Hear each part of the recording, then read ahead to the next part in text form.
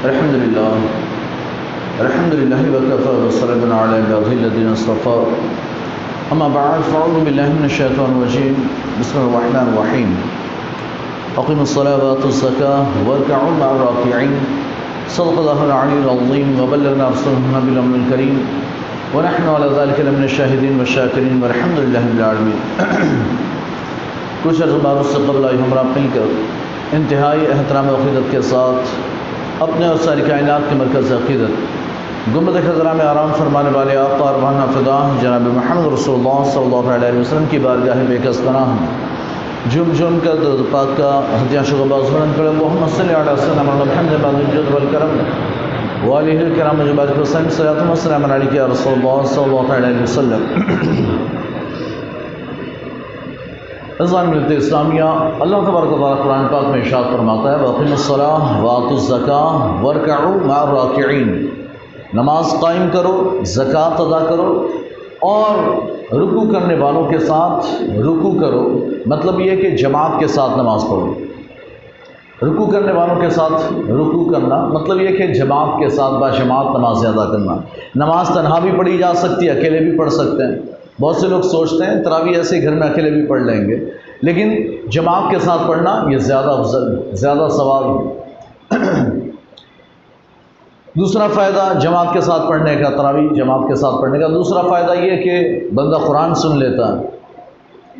اگر کہیں پر کچھ جگہ ایسی کہ بھئی 10 دن میں قرآن ختم کر دیا، 12 دن 15 دن میں ختم کر دیا، 11 دن میں ختم کر دیا، لوگ اسپیشل وہاں پڑھنے جاتے ہیں یہ سمجھ کر کیا 10-11 دن میں تو فری ہو جائیں گے، پھر تراویح پڑھنی نہیں رہے گی، قرآن ختم، تراویح ختم.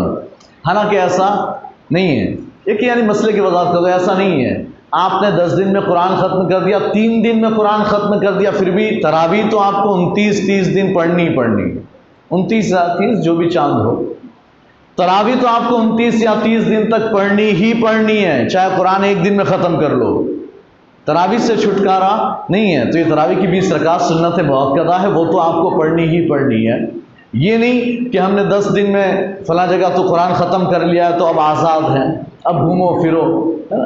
چلو خیر. یہ دوسرا یہ کہ 10-11 دن ہفتہ آپ دیکھیں، اسٹارٹنگ کا پہلا ہفتہ جو تھا نا وہ جماعت خانے سے باہر 2 صفیں لگتی تھی تراویح میں، اور اس کے بعد ابھی 3-4 دن سے 2-3 دن سے ہے نا اندر جماعت خانے میں بھی پیچھے کی 2 صفیں خالی رہتی ہے. 5 ہی صفیں، 7 صفیں ہماری مسجد میں، پیچھے کی 2 صفیں خالی رہتی ہے. تو پتہ ہی چلا یہ یعنی پہلے ہفتے میں بندے آ رہے تھے تراویح کی نماز پڑھنے، پھر کیا ہوا کہ بہت اچھی جگہ تراویح پڑھنے جانے لگے ہیں، کہیں بہت اچھی جگہ تراویح پڑھنے جانے لگے. بہت اچھی بات ہے. آپ کو لگتا ہے کہ یار یہاں سے اچھا تو وہاں قرآن پڑھا جاتا ہے، یہاں تو 1 ہی گھنٹے میں ختم کر دیتے، وہاں تو 1.5 گھنٹہ لگتا ہے، اس لیے آپ وہاں جاتے ہیں. بہت اچھی بات ہے، ماشاءاللہ. یہ تو قابل تعریف بات ہے، میں آپ کو شاباشی دیتا ہوں کہ بہت اچھا کام کرتے ہیں. ہاں، لیکن اگر جاتے ہی نہیں ہیں تو پھر سوچیں کہ آپ پر صرف 10 دن ہفتہ تراویح نہیں ہے، آپ پر 29-30 پورے کا پورا مہینہ ماہ رمضان کا آپ کو تراویح پڑھنی ہے. ختم قرآن یہ سنت ہے. ختم قرآن جو ہے نا یہ سنت ہے. کہیں پر ختم قرآن نہیں بھی ہوتا ہے تو الحمد طرح سے پڑھ لی جاتی ہے. تو ہم نے اگر قرآن کی تراویح سنی اور پورا قرآن سنا تو ثواب زیادہ ہوا، ثواب زیادہ ملا. پورا قرآن سننے کا بھی ثواب ہے. ساتھ ہی ساتھ ہمارے 20 رکعت ہم ادا کرتے ہیں، یہ قیام اللیل ہے. قیام اللیل آپ 20 رکعت پڑھ کر گئے، آپ کو کیا لگا 20 رکعت پڑھی اب جا کر سو گئے، اب آرام کر رہے ہیں گھر میں؟ نہیں، اللہ آپ کو پوری رات عبادت کا ثواب دے رہا ہے. آپ تو گھر جا کر سو رہے ہیں نا، آپ کو احساس نہیں ہے، نام اعمال میں ادھر ثواب لکھا جا رہا ہے. قیام اللیل کا ثواب آپ 20 رکعت پڑھ کر گئے، اللہ نے فرشتوں کو حکم دیا پوری رات عبادت کی ثواب لکھ دو، پوری رات عبادت کرنے کا ثواب لکھو. تو بھائی ہمارے لیے کتنی آسانیاں اللہ پیدا فرماتا ہے. ہم ہیں کہ وہ آسانیاں نہیں لینا چاہتے، ہم ہیں کہ ان آسان ثواب سے بھی بھاگتے ہیں، دور بھاگتے ہیں. تو بہرحال ہمیں تراویح کی نماز بھی پڑھنی ہے. پھر تراویح کی نماز ہم باجماعت پڑھتے ہیں. ایک اور فائدہ، ہم ہر 4 رکعت کے بعد دعا پڑھتے ہیں. ہم ہر 4 رکعت کے بعد سبحان ذی الملک والملکوت سبحان ذی العزت والعظمت، یہ عظمتی میں ہے نا، اللہ کے غا پر زبر پڑھنا ہے، ساکن عظمت، ایک ہے عظمت، ایک ہے عظمت، ایک ہے عظمت، ایک ہے عظمت. ہے نا. ایک پڑھا جاتا ہے والعظمتی یہ غلط ہے، اس کا معنی غلط ہے نا. تو ثواب ملنے کے بجائے ہم کو گناہ مل جائے، تو اس پر تھوڑا سا دھیان رکھیں، اس پر خیال رکھیں. عظمتی غا پر زبر پڑھنا ہے. اسی طرح سے رمضان کرتے ہیں لیکن اصل میں رمضان ہے، میم پر بھی زبر ہے، رمضان نہیں رمضان یہ ہے. لیکن بہرحال اس میں تو ہم کو اگر آپ رمضان بھی کہہ دیتے تو کوئی مسئلہ نہیں، لیکن والعظمت میں جو ہے نا غا پر ساکن پڑھنا یہ جائز نہیں ہے، اس کا معنی فاسد ہو جاتا ہے، خراب ہو جاتا ہے. تو والعظمتی یہ پڑھنا ہے، اور پھر سب کو پڑھنا چاہیے. ہمارے کچھ لوگ پڑھتے ہیں، ادھر سے ایک آواز آتی ہے، ادھر پیچھے سے ایک دو آواز آئی، ادھر میں دھیرے دھیرے پڑھ لیتا ہوں، بات ختم ہو جاتی ہے، باقی سب خاموش بیٹھے ہوتے ہیں. سارے لوگ پڑھیں، ہر کوئی ثواب کمائیں. اگر یاد نہیں ہے تو یاد کر لیں، اور یاد نہیں ہوتا ہے تو آپ اپنے ساتھ رکھیں، کوئی کاغذ میں لکھ کر رکھ لیں کہ بھئی 4 رکعت کے بعد نکالیں اور پڑھیں، سب مل کر پڑھیں، ہے نا. یہ دعا بہت ایسی عظیم الشان دعا ہے. میں نے اکثر ہر رمضان میں نے آپ کو بتایا، 8 سال سے بتا رہا ہوں اور ہر رمضان میں بتاتا ہوں کہ یہ دعا اتنی عظیم الشان ہے کہ اس دعا کے سننے کے لیے حضرت ابراہیم علیہ السلام نے اپنا سارا مال و دولت عطا کر دیا، اپنا سارا مال دے دیا، سارے جانور دے دیے، گھر بار دے دیا، اور پھر آخر میں کہا کہ بھئی مجھے بھی لے لو، مجھے اپنا نوکر بنا لو، لیکن ایک بار اور سنا دو. یہ اتنی عظیم الشان دعا ہے کہ ہم اپنے آپ کو بیچ کر بھی یہ دعا حاصل کریں تو پھر کم ہے، تو پھر کم ہے. ہمیں تو فری میں مل گئی نا، بیٹھے بیٹھائے فری میں مل گئی ہے. ہمیں اپنے آپ کو بھی بیچنا نہیں پڑا، اپنے مال و دولت کو بھی نہیں دینا پڑا، ہمیں تو فری میں مل گئی. اور جب فری میں ملی ہے تو کیوں نہ فائدہ اٹھایا جائے. تو بہرحال ہم وہ دعا کا بھی اہتمام کریں، ہے نا. اور پھر ماہ رمضان المبارک میں ہم، جیسے میں نے گزشتہ جمعہ میں بھی آپ کو بتایا تھا کہ زکوٰۃ اگر آپ پر فرض ہے تو آپ اپنی زکوٰۃ نکالنے کا اہتمام کریں، آپ اپنا حساب لگائیں، احتساب کریں، اپنے گھر میں حساب لے کر بیٹھیں کہ بھئی ہم پر کیا کیا ہے. جو بھی حساب ہوگا، زکوٰۃ واجب ہوتی ہوگی نہیں ہوتی ہوگی، جو بھی ہوگا ہمیں پتہ چلے گا. کب پتہ چلے گا؟ جب آپ حساب لے کر بیٹھیں گے. آپ حساب ہی نہیں کریں، یار میں تو اتنا قرضہ ہی اتنا ہے کہ زکوٰۃ تو ہے ہی نہیں مجھ پر، میں تو اتنا غریب آدمی. بھئی غریب کہہ کر اپنے آپ کو رہتا، یعنی کہ ہے بالکل ایک دم فرسٹ کلاس لائف، لیکن پھر بھی روتا رہتا ہے میں تو غریب، میں تو غریب. یہاں بندہ جو ہے نا بس تھوڑا بہت قرضہ ہے اس پر، اسی میں رو رہا ہے کہ میرے پر قرضہ ہے، مجھ پر تو قرضہ ہے، تو زکوٰۃ تو واجب ہونی نہیں ہے. ابھی دیکھ قرضہ نکال کر پھر کیا بچتا ہے. اگر اتنا بچتا ہے، جزاک اللہ خیر. مسجد کے لیے 500 روپیہ ہمارے بھائی نے دیا، اللہ تعالیٰ دینا قبول فرمائے، ان کے رزق میں برکت عطا فرمائے، ہے نا. ہاں، اور خوب بہت زیادہ زکوٰۃ نکالنے کی توفیق عطا فرمائے. بس زکوٰۃ کب زیادہ نکالیں گے؟ جب مال زیادہ ہو جائے گا تو زیادہ زکوٰۃ نکلے گی، ہے نا. مال زیادہ کب ہوگا؟ جب اللہ برکتیں عطا فرمائے گا. تو انشاءاللہ جزاک اللہ خیر. یہ 500 روپیہ ہمارے بھائی نے دیا مسجد کے لیے، اللہ ان کا دینا قبول فرمائے، ان سب کے جزاک اللہ خیر. انہوں نے بھی 500 روپیہ دیا، اللہ تعالیٰ ان کا دینا بھی قبول فرمائے، ان سب کے رزق میں بھی برکتیں عطا فرمائے. ماشاءاللہ جزاک اللہ خیر. 500 روپیہ مسجد کے لیے انہوں نے دیا، اللہ تعالیٰ ان کا دینا بھی قبول فرمائے، ہے نا. ان سب دینے والوں کے رزق میں برکت عطا فرمائے. تو زکوٰۃ کے تعلق سے میں نے بتایا تھا. اب زکوٰۃ میں آپ حساب لے کر بیٹھیں. یعنی باہر سے لوگ مجھ سے فون کر کے پوچھتے ہیں، اتنے فون آتے ہیں کہ بھئی زکوٰۃ کے تعلق اس میں کیا ہے، یہ کیا ہے، وہ کیا. باقاعدہ ایک یعنی کہ کمپنی ایسی ہے جس نے مجھے ہائر کیا ہوا ہے فری میں، پیسے سے نہیں، فری میں. لیکن یہ کہ اسلام یعنی دین اسلام کی خدمت ہے تو خدمت کرتے ہیں. تو وہ باقاعدہ مجھے دعوت ہی دے دیتے، بھائی آپ آئیں اور دیکھیں ہمارا کتنا مال ہے، کیا ہے، اور کس پر زکوٰۃ واجب ہوتی ہے، کتنے پر نہیں ہوتی ہے، سارا یعنی کہ اسسٹ پورا. جزاک اللہ خیر. ہاں، یہ بھی انہوں نے 100 روپیہ دیا ایصال ثواب کے لیے. تو کہنے کی بات یہ ہے کہ آپ اپنا حساب کریں اور حساب کر کے دیکھیں کہ آپ صاحب نصاب ہیں یا نہیں ہیں، آپ پر زکوٰۃ واجب ہوتی ہے یا نہیں ہوتی ہے. اگر آپ نے اپنے مال کی زکوٰۃ دی، آپ کا بینیفٹ یہ ہے آپ کا مال پاک ہو جائے گا. زکوٰۃ کا معنی ہی کیا ہے؟ زکوٰۃ کا معنی ہے پاک کرنا، پاک کرنا، ہے نا. جو ہم بکرے کو ذبح کرتے ہیں اسے بھی زکوٰۃ کہتے ہیں، جو مال سے نکالتے ہیں اسے بھی زکوٰۃ کہتے ہیں.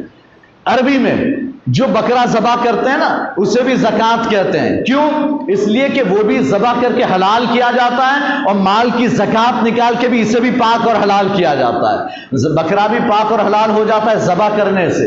اور اگر مثال کے طور پر کچھ لوگ بلی چڑھاتے ہیں نا، بلی چڑھاتے ہیں تو تلوار اٹھائے ہوئے ایک مارا گردن الگ، یہ مردار ہے، یہ حرام ہے. بھائی یہاں بھی تو گردن کاٹی ہے، تم بھی گردن کاٹتے ہو، اس نے بھی کاٹی، فرق کیا ہوا؟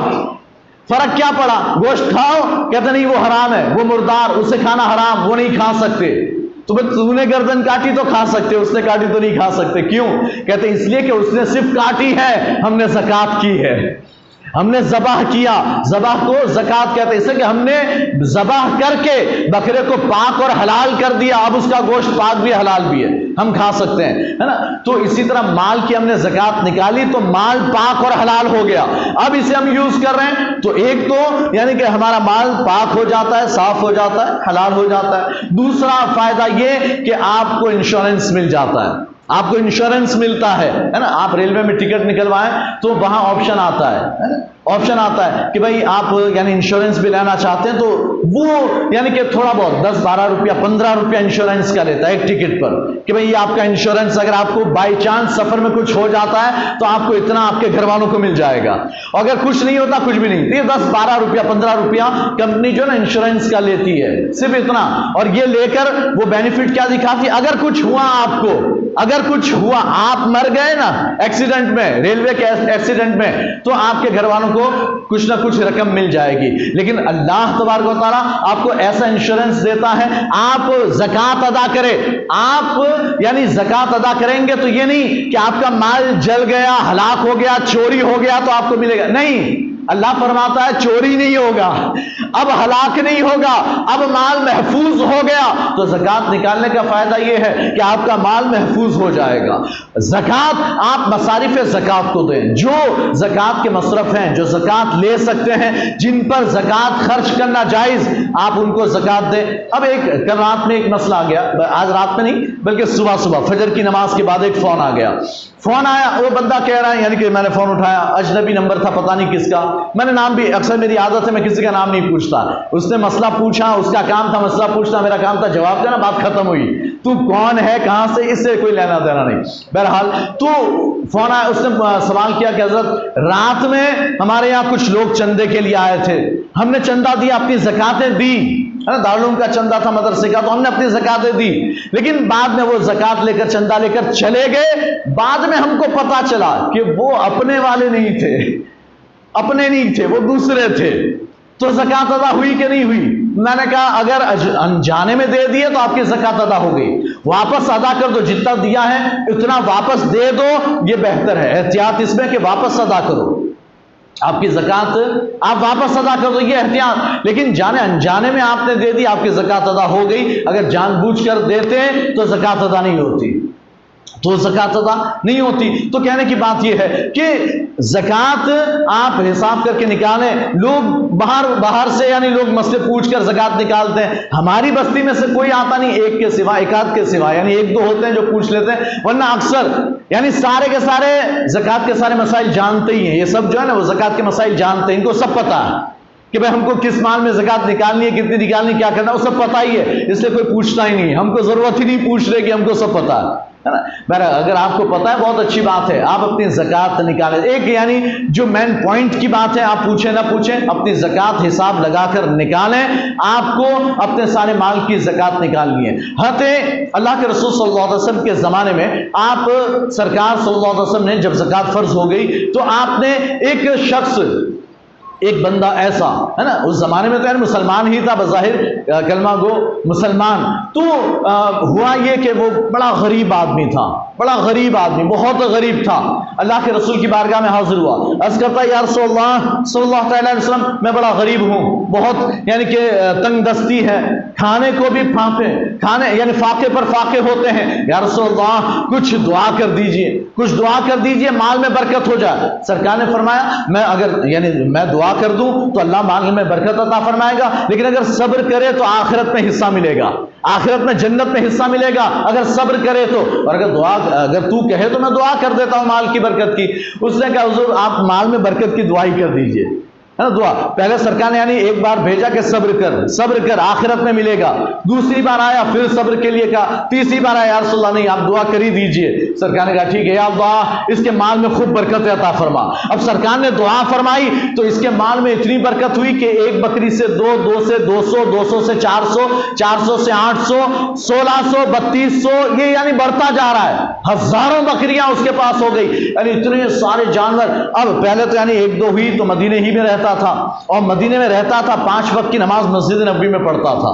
مسجد نبوی میں آ کر پڑھتا تھا.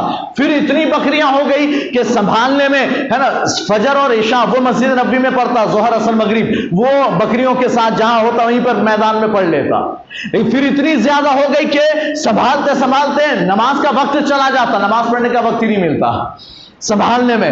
پھر یہ ہوا کہ اب مدینے سے باہر جا کر رہنا پڑا. مدینے سے باہر چلا گیا اور وہاں جا کر ایک یعنی اس نے جھوپڑی ڈال دی, وہیں پر اپنی بکریاں بھی باڑا بنا دیا, بکریاں بھی وہیں رکھتا وہیں پر رہتا. اللہ کے رسول اب یہ یعنی ہزاروں بکریاں, ہزاروں, یہ 100 200 500 کی بات ہے, ہزاروں بکریاں اتنی زیادہ یعنی اللہ نے برکت عطا فرمائی. اللہ کے رسول جب زکوٰۃ فرض ہوئی اللہ کے رسول صلی اللہ علیہ وسلم نے ایک صحابی سے فرمایا کہ جاؤ ثعلبہ, اس بندے کا نام ثعلبہ تھا, کہ جاؤ ثعلبہ سے جو ہے نا زکوٰۃ لے کر آؤ, اس کے پاس بہت مال ہے, اللہ نے بہت برکتیں دی ہے, جاؤ زکوٰۃ لے کر آؤ. اب یہ پہنچے وہ صحابی زکوٰۃ لینے کے لیے تو سرکار نے فرمایا تھا اس سے بھی لے لینا اور آگے گاؤں ہے فلاں گاؤں وہاں سے بھی لے آنا, فلاں گاؤں ہے وہاں سے بھی لے آنا. اب یہ صحابی پہنچے اور پیغام بتایا یا اللہ کے رسول صلی اللہ علیہ وسلم نے بھیجا ہے اور فرمایا کہ تمہارے مال میں جو بھی زکوٰۃ ہوتی ہے وہ ادا کر دو. تو اس نے کہا کہیں جا رہے ہو, کہاں آگے بھی لینے جانا. تو کہا تم جا کر آؤ تب تک میں سوچ لیتا ہوں. کہا ٹھیک ہے. وہ گئے آگے دوسرے 1 2 گاؤں جہاں سے زکوٰۃ وصول کرنی تھی وصول کی, واپس پلٹے. اب واپس جا رہے ہیں, پھر ثعلبہ کے پاس پہنچ گئے. ہاں بھائی کیا ہوا, کیا سوچا, کیا ارادہ نہیں ہے میرا زکوٰۃ دینے کا, میرا ارادہ نہیں ہے, میں نہیں دینا چاہتا. تو انہوں نے کہا یار ٹھیک ہے جب تمہارا ارادہ نہیں ہے, سرکار نے بھیجا تھا, میں نے سرکار کا پیغام تم تک پہنچا دیا, اب تمہاری مرضی, کیا نہیں میرا ارادہ نہیں ہے. تو کہا ٹھیک ہے. اب یہ صحابی تو چلے گئے, کوئی زور زبردستی تو ہے نہیں, دین میں کوئی زبردستی نہیں, آپ کو کوئی ڈنڈا مار کے نہیں کہے گا لا زکوٰۃ دے, نہیں, آپ کی مرضی کی بات ہے, دینا ہو تو دیں, نہیں دینا آپ کی مرضی. تو اب یہ صحابی واپس گئے اللہ کے رسول کی بارگاہ میں اور سرکار کی بارگاہ میں حضور کو عرض کیا رسول اللہ. ثعلبہ نے کہا کہ پہلے تو کہا کہ میں سوچتا ہوں اور پھر بعد میں جواب دیا کہ میرا ارادہ نہیں ہے زکوٰۃ دینے کا. اللہ کے رسول ارشاد فرماتے ہیں ثعلبہ ہلاک و برباد ہو گیا, ثعلبہ ہلاک و برباد ہو گیا. اللہ نے قرآن میں آیت مبارکہ نازل فرما دی کہ یہ جنہوں نے زکوٰۃ کا انکار کیا یہ دین سے خارج ہو گئے, یہ دین سے نکل گئے, اب اسلام میں ان کا کوئی حصہ نہیں, اب یہ مسلمان ہی نہیں ہے, ان کے لیے جہنم کا عذاب تیار ہے. ثعلبہ تک یہ خبر پہنچی, ثعلبہ کو پتا چلا آیت نازل ہوئی ہے, دوڑتا ہوا آیا بندہ اپنا مال لے کر دوڑتا ہوا, یا رسول اللہ یہ میری زکوٰۃ. سرکار نے فرمایا اللہ نے منع کیا, اللہ نے قرآن میں آیت میں منع فرما دیا, اب یہ آیت تو لینا مت, اب یہ آیت تو قبول مت کرنا, اس لیے کہ مومن ہی نہیں, یہ مسلمان ہی نہیں ہے. تو ثعلبہ دوڑتا ہوا یا رسول اللہ میری زکوٰۃ. سرکار نے فرمایا اب زکوٰۃ جو ہے نا نہیں لی جائے گی, اللہ نے منع فرما دیا, اللہ نے منع فرما دیا, چلو نکلو. آپ نے واپس لوٹا دیا. جب ابو بکر صدیق کی خلافت کا زمانہ آیا پھر زکوٰۃ لے کر حاضر ہوا, میری زکوٰۃ. حضرت ابو بکر صدیق نے فرمایا جب اللہ کے رسول نے نہیں لی, اللہ نے منع کر دیا, رسول اللہ نے لی نہیں, میں کیسے لے سکتا ہوں, میں بھی نہیں لوں گا. ان کی زکوٰۃ یعنی لی نہیں گئی, تو آپ تو خوش نصیب ہے, آپ کی زکوٰۃ لی جاتی ہے, آپ خوش نصیب ہے کہ لی جاتی ہے. کہیں ایسا نہ ہو کہ آپ زکاتیں یعنی کہ ادا نہ کرتے ہوں جس کی وجہ سے آپ کے مال میں وبال آئے, آپ کے یعنی کہ جان و مال میں وبال آئے, جان میں بھی آئے مال میں بھی آئے. آپ نے زکات کا مال نہ ادا کیا, آپ کو اسپتال کا بل ادا کرنا پڑ جائے. آپ نے زکات نہیں دی تو آپ کی یعنی دکان میں یا گھر میں چوری ہو جائے, زیورات چوری ہو جائے, ہو سکتا ہے. آپ اگر اپنے مال, جان اور مال دونوں کو محفوظ کرنا چاہتے ہیں, آپ اپنی زکات کا مال دیں, زکات کے مال سے جہاں جیسی ضرورت ہو آپ اپنی زکات کا مال ادا کیجئے. مسجد میں آپ اللہ کی راہ میں یہاں للہ خرچ کرنا ہے, یہاں زکات نہیں چلے گی مسجد میں, تو آپ للہ رقم دیجئے. قرض حسنہ کے تعلق سے میں نے کہا ہوا ہے, تو جو بندے رکھے ہوئے مال پانی وہ تھوڑا سا قرض حسنہ دے, اور جتنوں نے قرض حسنہ دیا نا وہ اپنی زکات میں اسے بھی شمار کریں. قرض حسنہ کی بھی زکوٰۃ دینی ہے، اس لیے کہ آپ کو یہ قرض واپس ملنے والا ہے، تو آپ کو اس کی بھی زکوٰۃ ادا کرنی ہے۔ بہرحال تو آپ جو ہے قرض حسنہ پر بھی تھوڑی سی توجہ دیں، جو حضرات دے سکتے ہیں وہ قرض حسنہ دیں۔ جب 6 مہینہ سال، آپ 1-2 مہینے 3 مہینے نہیں، 6 مہینہ سال بھر کے لیے آپ قرض حسنہ دیں، اور 6 مہینہ سال بھر تک آپ ثواب کمائیں، فری میں ثواب کمانا ہے۔ آپ کی رقم یوز ہوگی، آپ کو ثواب ملتا رہے گا، اور جب آپ اپنی رقم واپس لے جائیں گے تو مال تو واپس مل گیا، رقم واپس مل گئی، وہ ثواب کا ذخیرہ جمع ہو گیا، ثواب جمع ہو گیا۔ تو آپ میں سے جو حضرات دے سکتے ہیں وہ قرض حسنہ دیں، اور چندہ دینا، جو بھی مسجد کے لیے آپ اللہ کی راہ میں خرچ کرنا چاہتے ہیں وہ خرچ کریں، چندہ دیں۔ اس کے علاوہ ہال کا بھی تعمیری کام رکا ہوا ہے، آپ اس پر بھی توجہ دیجئے، آپ اس میں بھی دیجئے، اور یہ قرض حسنہ اگر آپ دیں گے تو اس کا کام جاری ہوگا انشاءاللہ، اور وہ جلد از جلد اگر مکمل ہوا تو انشاءاللہ مسجد کی ایک انکم جاری ہو جائے گی، پھر یہ چندے کے اعلانات کرنا بند ہو جائے گے انشاءاللہ، انشاءاللہ۔ اور ایک اعلان سماعت فرما رہے ہیں، 11,000 قرض حسنہ